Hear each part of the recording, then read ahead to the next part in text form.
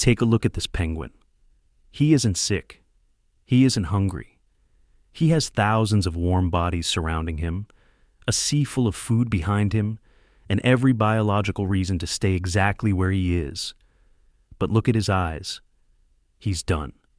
He has turned his back on the collective and started walking toward those black, jagged peaks in the distance. Scientists call this a malfunction. They think his internal GPS is broken. They've even tried to save him, picking him up and forcing him back into the flock. And every time, he just turns around and starts walking toward the mountains again. Why does this footage keep you awake at night? It's because you recognize that penguin. You've spent years in a flock, a family, a relationship, a social circle that told you that as long as you stayed huddled, you were safe. But you weren't warm. You're freezing to death in the middle of 1,000 people who only love the version of you that stays in line. That urge to vanish you feel on a Tuesday at 3 p.m., that isn't burnout. That is your specialist brain initiating a manual override. Your system has finally detected that the flock isn't a sanctuary, it's a terminal error. We need to talk about why you haven't left yet. Your brain is running ancient survival software. To your ancestors, being cast out of the tribe meant a literal death sentence. So, your limbic system developed a social firewall. It floods you with cortisol, panic, the moment you think about walking away. This is how toxic systems keep you trapped. They rely on your biological fear of the void. Look at the people in your life. How many of them are huddling around you just to steal your heat? You've been the strong one. You've been the loyal one. You've let them use your heart for spare parts and called it love. The penguin doesn't have an ego to protect. He doesn't care if the other 90,000 birds think he's a failure. He has reached a point of absolute cold clarity.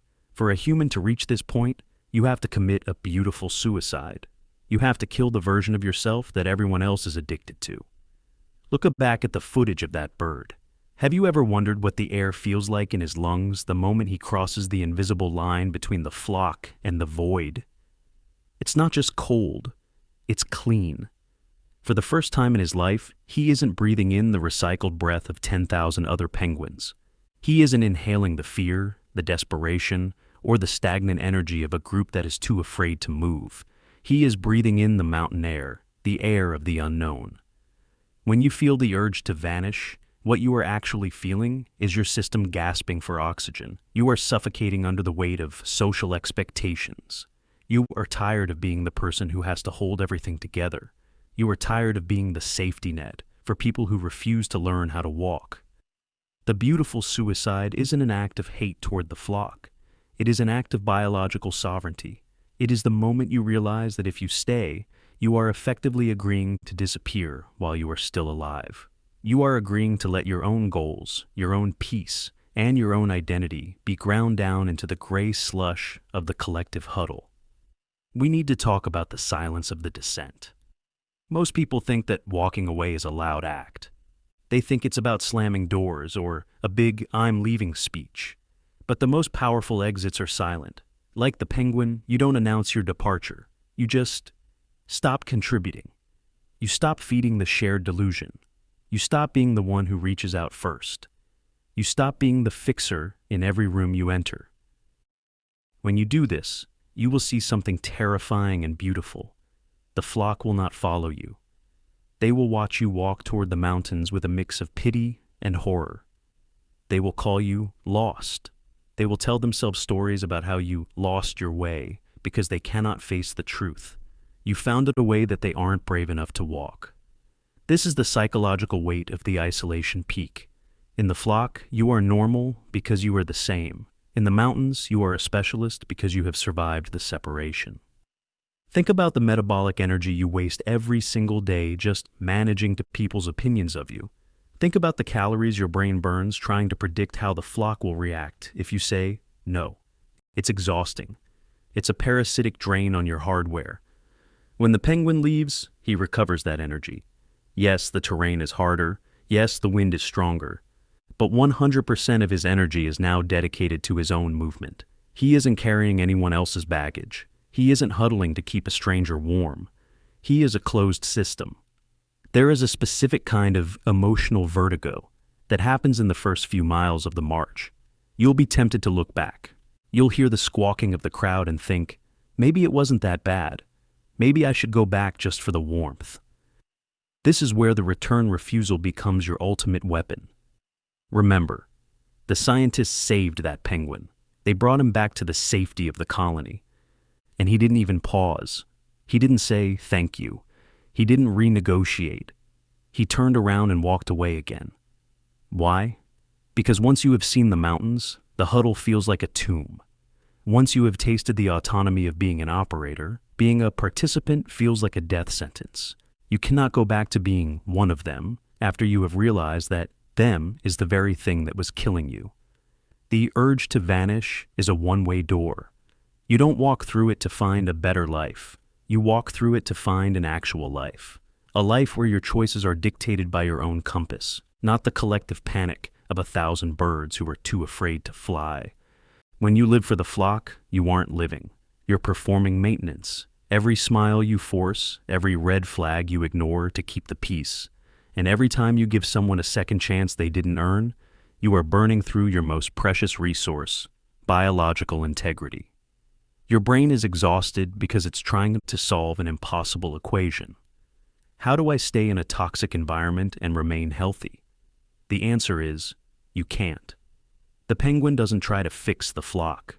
He doesn't try to convince the other birds to walk with him. He realizes that his survival depends on his ability to be misunderstood. He accepts that to the flock, he is the villain or the failure. This is the sovereign override. It's the moment you stop asking for permission to be happy and start prioritizing your own neural recovery. You aren't leaving people. You are reclaiming yourself. You are taking back the energy you've been wasting on parasitic attachments and funneling it into your own march. The silence of the mountains isn't empty. It's a clean slate. It's the only place where you can finally hear your own thoughts without the static of someone else's expectations. The mountains are calling. Don't look back at the colony. They don't have the map. They don't have the vision. They only have each other. And as you've already discovered, each other is exactly why they are all stuck in the same place. Vanish. Not because you are weak, but because you are too strong to be contained by a crowd that doesn't know your name. This is the hardest part of the protocol. We stay because of the years we've already lost. You think, I can't walk away now. I've put 5 years into this person. I've put 10 years into this career. This is the sunk cost fallacy of the soul. Your brain tells you that if you leave, those years were a waste. But look at the penguin. He doesn't look back. He doesn't care about the seasons he spent in the colony. He knows that the past is a ghost, and the only thing that's real is the direction of his feet right now.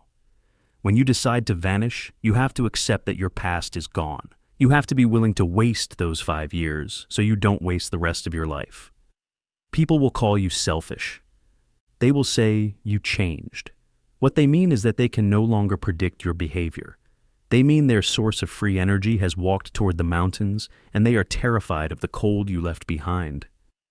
Isolation isn't a failure, it's an extraction.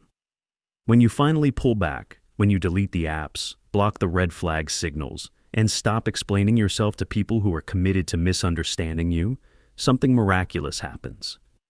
The noise stops. In that silence, you finally get to meet yourself. Not the you that's a daughter, a son, a partner, or a friend. Just the operator.